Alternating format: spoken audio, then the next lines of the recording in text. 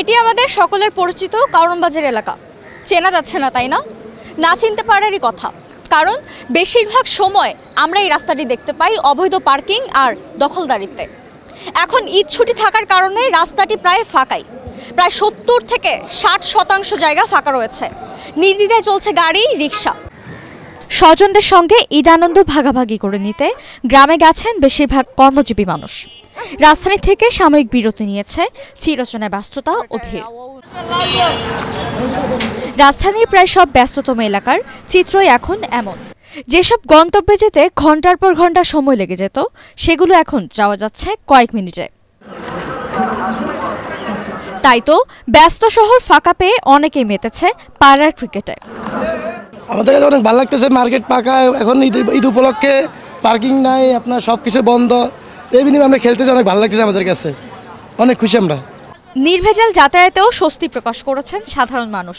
তবে অবৈধ পার্কিং সরাতে কঠোর আইন প্রণয়নের দাবি তাদের। রাস্তা ফাঁকা এবং মানুষজন কম, ঢাকা শহরে সব চলে গেছে গ্রামে, আর গাড়ি ঘোড়াও কম। আগে তো এই জায়গায় জ্যাম, সেই রকম জ্যাম, গাড়ি ঘোড়া সাইড দিয়ে রাখে, এখন খুব সুবিধা হচ্ছে আর কি। কারণ এই যে এত বড় বাজার, এত বড় রাস্তা, এই সব বাজারওয়ালারা, পাইকারি বাজারওয়ালারা দখল করে রাখে। রাস্তায় রাত্রে সন্ধ্যার পরে রাস্তায় এখান থেকে গাড়ি চালানো যায় না, গাড়ি নিয়ে ঢোকা যায় না, কোনো উপায় থাকে না।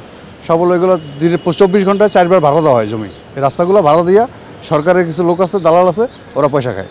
এই বাজারের সমস্ত লোকজনদের জিজ্ঞেস করেন, প্রতিদিন এই যে টুকরিওয়ালারা বসে আছে, এদের প্রতিদিন 400 টাকা খরচ আছে রাস্তায় বসে থাকলেও। তো এগুলা ব্যবসা করতে হলে ওরা কোথায় করবে? ওদের তো জায়গা নাই। এই রাস্তায় বসে বেচা কিনা করে, আর ওদের কাছ থেকে টাকা আদায় করার লোক আছে, ওরা টাকা আদায় করে। অবশ্যই ফাঁকা রাস্তা চাই, এরকম রাস্তা তো সবাই চায়, এবং এটাই তো ভালো, এটাই তো অরিজিনাল ঢাকা। জঞ্জাল দিয়ে আটকিয়ে এটা তো ঢাকা না। পার্কিংয়ে তো অর্ধেক আটকিয়ে যায় রাস্তা।